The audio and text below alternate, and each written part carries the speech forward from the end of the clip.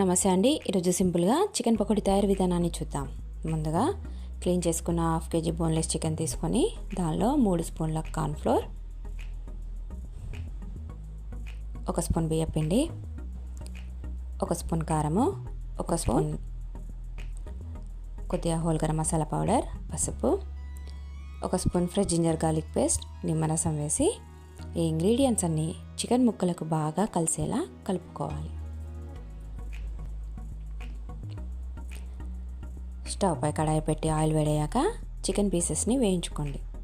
మంటను లో to medium flame adjust చేసుకుంటూ వేయించుకోండి.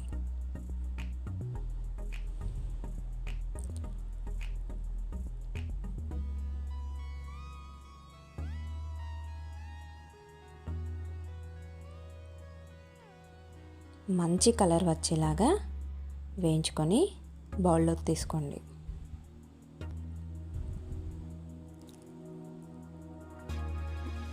మరికొన్ని ముక్కలు వేసి వేయించుకుందాం.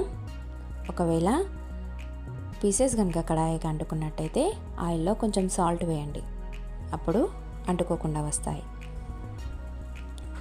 మంచి కలర్లో వచ్చినాక బౌల్లోకి తీసుకుందాం.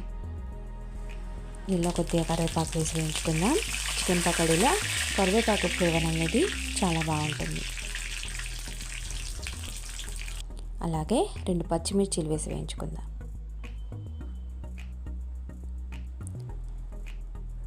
చికెన్ పకోడీని సర్వ్ చేసుకున్నప్పుడు నిమ్మకాయ ఉల్లిపాయతో గార్నిష్ చేసి సర్వ్ చేసుకోండి.